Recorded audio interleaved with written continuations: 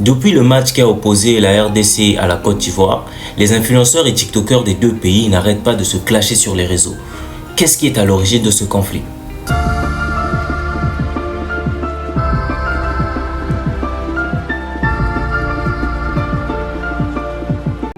Bonjour tout le monde, pour ceux qui viennent de me découvrir, je suis Rudy Mokonzi. N'oubliez pas de vous abonner, activer la cloche de notification afin de ne manquer aucune de mes nouvelles sorties. Avant de vous parler de l'origine du conflit qu'il y a entre la RDC et la Côte d'Ivoire, j'aimerais d'abord commencer, étant congolais, à féliciter les Léopards de la RDC pour leur participation à la CAN. Cette équipe de la RDC est l'une des 4 équipes qui est arrivée en demi-finale de cette CAN. Alors félicitations aux Léopards, félicitations à Chancel Mbemba et à tous les joueurs des Léopards pour cette magnifique Coupe d'Afrique des Nations. Vous nous avez fait plaisir et vous nous avez représenté. Vive le Congo, vive la RDC, vive les Léopards. Une autre chose qui ne peut pas passer inaperçue dans cette Coupe d'Afrique des Nations, pour nous les Congolais, c'est surtout cette phrase. Les Brazzavillois restaient surveiller le fleuve. Et oui, jamais on va l'oublier, jamais on va aussi oublier l'auteur de cette phrase, Herman Amis, le comédien. L'artiste comédien, lors du dernier match, va porter un maillot qui représente d'un côté la République du Congo et de l'autre côté la RDC. Merci pour cette représentation, merci pour cette participation. Félicitations encore une fois de plus aux Léopards de la RDC. La transition étant parfaitement établie, parlons alors du dernier match. Un match qui oppose les Léopards de la RDC aux éléphants de la Côte d'Ivoire. Avant même le début du match, les insultes, les petits clashs, des petites provocations, excusez-moi, commencent sur les réseaux sociaux bien avant et quelques jours avant le match.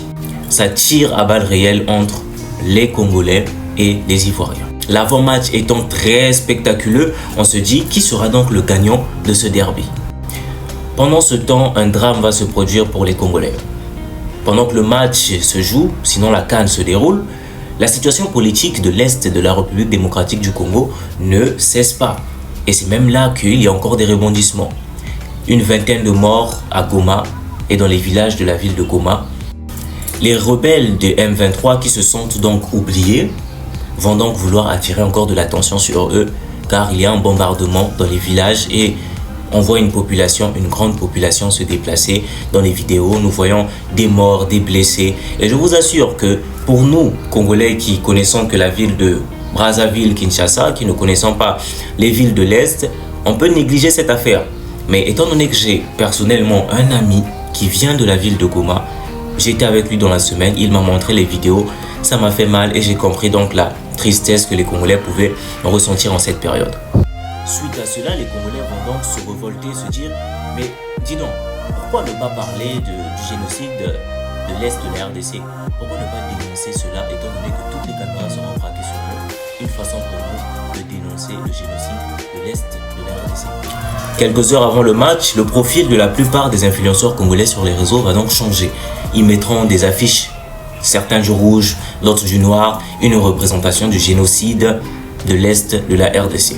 Mais cela ne va pas rester comme une certaine mode entre Congolais, mais même les Ivoiriens aussi vont être assez généreux. Eux aussi vont changer leur profil pour dénoncer ce qui se passe en République démocratique du Congo. Et c'est là que ça commence. C'est là que les conflits commencent. Une incompréhension naît entre les deux pays. C'est là que le conflit commence. Je crois que la première balle va venir d'une de nos sœurs congolaises qui va sortir cette vidéo. J'ai une question. Pourquoi quand on a joué avec les autres pays, Maroc, Guinée et tout, cette histoire de génocide-là n'était pas sortie? Mais c'est au moment où on doit jouer avec la Côte d'Ivoire que les Ivoiriens prennent cette histoire de génocide, soulèvent ça comme ça sur la toile. C'est vous qui l'avez soulevé, pas nous. Hein. C'est vous qui l'avez soulevé. C'est vos blogueurs qui ont pris la peine de faire des vidéos et de parler de cette histoire. On vous a rien demandé. On vous a rien demandé.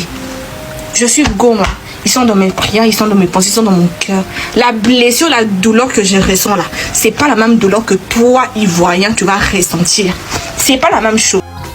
Après cette vidéo, que moi je qualifie personnellement une vidéo d'incompréhension, les Ivoiriens eux aussi vont se dire que c'est la goutte de trop. Ils vont se sentir vexés. Ils vont retirer le profil de leur compte. Et c'est là que la guerre commence. Pardon. Ça veut dire, nous-mêmes Ivoiriens, ça nous apprendra. Tous les peuples d'Afrique disent chacun pour soi, Dieu pour tous. C'est nous-mêmes Ivoiriens, on veut se lever pour dire on a trop bon cœur. Histoire d'Afrique centrale. On dit quelque chose qui date de 30 ans. Toi, Ivoirien, c'est aujourd'hui. T'es rappelé qu'il y avait Goma qui existait. Maman, on ne te demande pas. C'est nous, on ne connaît pas nos places. Et puis on a mis nos bouches dans nos histoires. On ne te demande pas. Si vous avez vu Ivoirien mettre sa bouche encore dans vos histoires, changez nos noms. Nous-mêmes, on est en train de dire qu'on va faire cagnotte. Peut-être fin d'année 2024, là, on va aller peut-être, s'il faut croiser tous les grands influenceurs de la Côte d'Ivoire pour aller faire don au Congo, dans la région du Goma pour ces enfants-là. Tiens, ça lui pose. Maman, pardon. On peut pas insulter la femme là. Si vous voyez une faire vidéo, vous venez insulter la pauvre dame. Elle a ses raisons, hein. Ça nous, il y a répété, on a mis nos bouches dedans. Et la femme a raison, on ne peut pas venir insulter ici. Maman, tu vois ma vidéo ici, vous voyez, pardon. Hein? Vous qui parlez de porter noir demain pour aller au stade là, vous soutenez Nian Akware là. Vous qui parlez de ça. Non, hein. Déposez-moi là, voilà, la drapeau du Côte d'Ivoire. Les gars, allez sur le Congo là. Il n'y a rien à Goma actuellement. Appelez vos frères qui sont au Congo, à Goma là. Ils vont confirmer. C'est juste les policiers qui sont en train de se promener dans les villages et tout. Donc, appelez vos frères qui sont au Congo, ils vont confirmer. Il n'y a rien à Goma. L'ennemi veut vous prendre par les sentiments. C'est comme si nous on prenait notre ancienne vidéo de 2011 là. Et puis on sortait ça en fait. Ils veulent nous prendre par les sentiments parce qu'ils voyaient tout sentimental. Donc allez-y, demandez à vos frères qui sont à Goma. Appelez vos frères qui sont au Congo. Le match va débuter à 20h GMT. Tout se passe comme prévu. Les Congolais, pour certains, sont en noir. D'autres ont des pancartes pour dénoncer le génocide de l'Est de la RDC. Et même les joueurs aussi vont avoir cette réaction lors de l'hymne national Debout Congolais. C'était une façon pour eux de dénoncer, comme je l'ai dit, ce qui se passait dans l'Est de la RDC. Le match va malheureusement se solder par une victoire de la RDC. Je dis malheureusement parce que je suis congolais. La RDC va remporter la victoire et donc va éliminer la République démocratique du Congo sur un score de 1-0.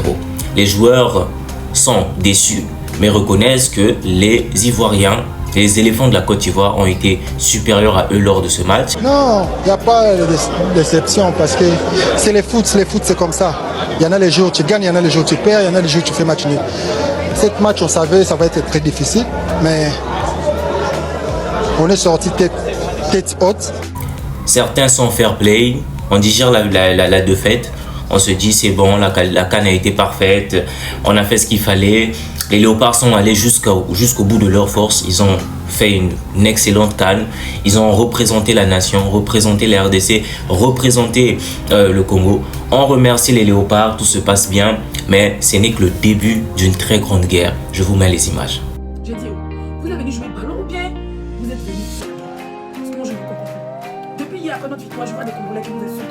Oh, t'as la Côte d'Ivoire, vous n'avez pas montré les supporters. J'étais là en mode, c'est la CAN. Même si on ne gagne pas, on s'en fout. Mettez votre CAN, mettez votre trophée dans le. On n'a rien à foutre. Si vous pensez c'est grave de prendre la CAN, nous, on n'a rien à foutre. Et ils disent quoi? Oui, mais si vous avez qu'à dénoncer, hein, il y en a qu'à dénoncer avant. Hein. Vous avez fait votre francophonie là. Est-ce qu'on vous a dit de dénoncer? Mais vous êtes des malades. Ça s'est passé à vendredi. On essaie de vous expliquer. Mais... Je ne sais pas ce que vous pensez de ces arguments, mais moi, dites-le moi en commentaire. Mais moi, ces réactions me font honte, car elles viennent salir l'image et même la participation des Léopards, une très grande performance dans cette CAN 2023, par des insultes, par un manque de fair play, par des réactions que personne ne s'attendait. Et rassurez-vous, ce n'est pas tous les Congolais qui réagissent ainsi, parce qu'il y en a quand même qui comprennent cette situation et qui sont très fair play. Bravo aux éléphants, bravo, bravo et félicitations à la Côte d'Ivoire. Vous avez dominé les jeux et vous avez mérité votre victoire. Je suis une bonne perdante, donc je reconnais ma défaite. Mais c'est aussi une victoire pour nous parce que hier, nous étions seuls à élever nos voix contre ces génocides. Mais aujourd'hui, grâce à cette médiatisation, nous avons pu passer un message. Le but même de ces chambrages était de faire passer un message aux... Chers Congolais, continuons à dénoncer le génocide de la RDC, évitons ces réactions qui viennent minimiser les Congolais, qui diminuent les Congolais. C'est sur ces mots que je vous laisse. Moi, c'est Rudy Mokonzi. Merci d'avoir suivi cette vidéo jusqu'ici. N'oubliez pas de vous abonner, activer la cloche de notification.